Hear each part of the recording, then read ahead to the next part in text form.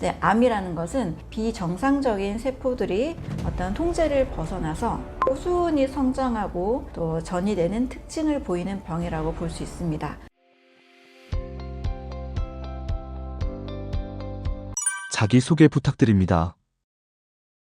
네, 안녕하세요. 저는 건강한 식사법을 안내하는 완전해독연구소의 류은경입니다. 반갑습니다. 네, 최근에 꾸준히 정기적으로 상담을 오시는 이제 폐암 환자분의 사례가 좀 좋은 또 결과가 있어서 말씀을 드리겠습니다. 이분 같은 경우는 한 2년 전에 폐암이 처음 발병이 됐고 그렇게 많이 자라지 않다가 최근에 다시 또 커져서 올해 3월경 다시 이제 항암 치료를 시작하신 분입니다. 저에게 이제 6월부터 이제 상담을 꾸준히 오시게 됐는데 최근에 7월, 8월 병원에 가실 때마다 이제 암의 크기가 계속 이제 줄어들고 몸의 컨디션도 계속 좋아지고 있다라는 이야기를 해주셨습니다. 근데 상당히 좀 긍정적인 그런 결과가 나왔던 이유를 좀 보면 저는 이제 동일하게 많은 암 환자분들에게 식사법, 그다음에 영양해독요법 같이 이제 많이 해드리는데 제가 많은 안내를 드려도 실천의 정도는 개인의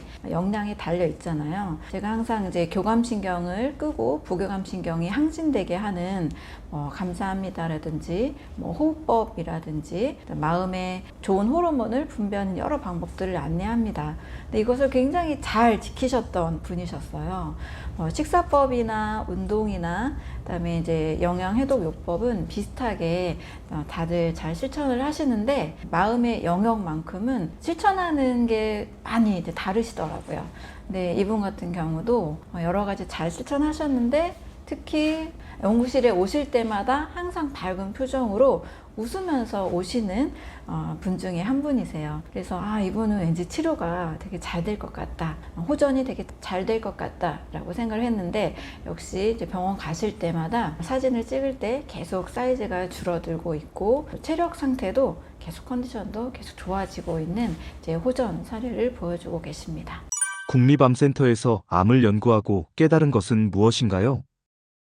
암은 크게 몸의 요소, 그 다음에 마음의 요소 두 가지로 보면 몸의 요소에서는 이제 산소와 영양소가 충분히 공급되지 않는 상태, 그리고 마음의 요소에서는 교감신경이 지나치게 항진돼 있고 부교감신경이 제대로 작동하지 못하는 만성 스트레스 상태라고 보고 있습니다. 이 두 가지 상황에서 공통적으로 우리 몸은 적절한 산소와 적절한 영양소가 충분히 공급이 되고 몸속에 쌓여가는 독소들이 잘 해독이 돼야 되는데 이제 이 환경이 잘 이루어지지 않는 거죠. 특히 이제 암 환자분들의 경우 적혈구 상태도 봤을 때 적혈구의 연전 현상이라고 해서 적혈구들이 막 모여 있는 그런 경우들이 있습니다.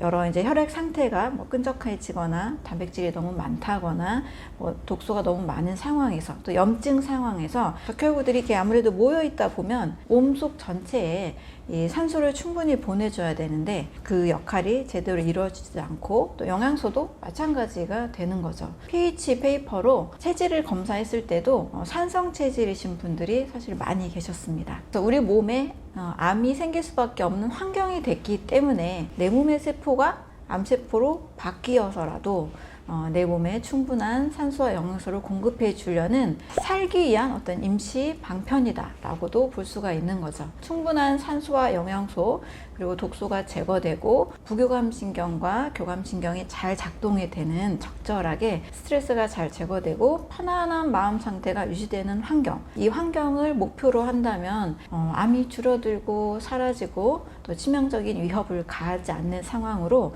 쉽게 말하면 재발과 전이 되지 않는 상황으로 충분히 만들 수 있다고 저는 생각을 하고 있습니다. 암세포가 가지는 특징은 무엇인가요? 암이라는 것은 비정상적인 세포들이 어떤 통제를 벗어나서 꾸준히 성장하고 또 전이되는 특징을 보이는 병이라고 볼 수 있습니다. 그래서 암세포의 특징은 첫 번째는 일단 무한 증식하는 특징이 있죠. 우리가 암을 두려워하는 이유가 작은 혹이 나서 그대로 있다라면 아무도 무서워하지 않을 텐데 계속 이게 커지는 특징을 가지고 있잖아요. 이렇게 암이 무한 증식하는 세포로 변성된 이유는 여러 가지 유전자의 이제 변이가 따르게 됩니다. 그 중에 텔로미어라는 이 유전자가 또 이제 변이가 일어나게 되면서 정상적인 이 세포는 약 60회에서 100회 정도 분열을 하면 사멸되게 되어 있습니다. 그래서 하나의 세포가 영원히 사는 게 아니고 일정 횟수를 분열한 다음에 이 텔로미어의 길이가 점점 짧아지면서 더 이상 분열할 수 없는 상태로 가게 됩니다. 그러나 암세포는 이 텔로미어의 길이가 짧아지지 않아요. 텔로머라제라는 효소가 보호를 해줘서 횟수를 더 이상 줄이지 않고 계속 분열하는 특징을 가지고 있는 거죠. 영원히 무한 증식하는 죽지 않는 세포라는 특징을 가지고 있습니다. 변이를 일으키는 특징 때문에 우리가 항암제 중에 이 유전자의 특성을 이용해서 만든 표적 항암제가 있잖아요. 이 항암제를 어느 정도 사용하고 나면 더 이상 내성이 생겨서 또 항암제에 듣지 않는 또 시기가 결정이 되기도 하는 거죠. 바로 이 내성이 생긴다라는 것이 암세포의 유전자가 다시 또 바뀌어서 더 이상 그 약을 표적치료 항암제가 더 이상 약이 효과가 없는 시기가 됐다는 것을 의미합니다. 그래서 암세포는 이제 무한 증식하는 특징 그리고 계속 뻗어나가는 특징을 가지고 있죠. 암이라는 이 세포가 아무래도 우리 몸에서 산소 영양소 부족이나 또 이런 독성, 노폐물질 때문에 우리 몸을 보호하려는 측면에서도 이게 커질 수 있다라는 관점도 있거든요. 그러다 보니까 더 커져서 내 몸을 지켜줘야지라는 그러한 이제 메커니즘으로 작동을 하게 됩니다.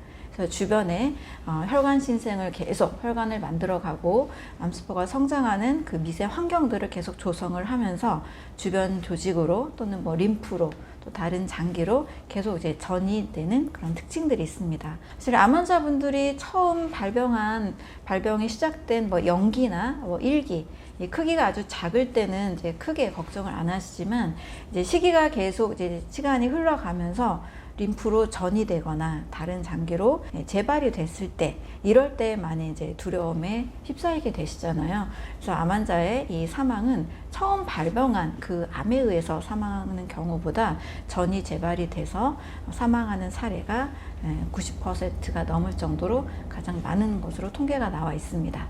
암은 사람을 죽이지 않는다는데 정말인가요?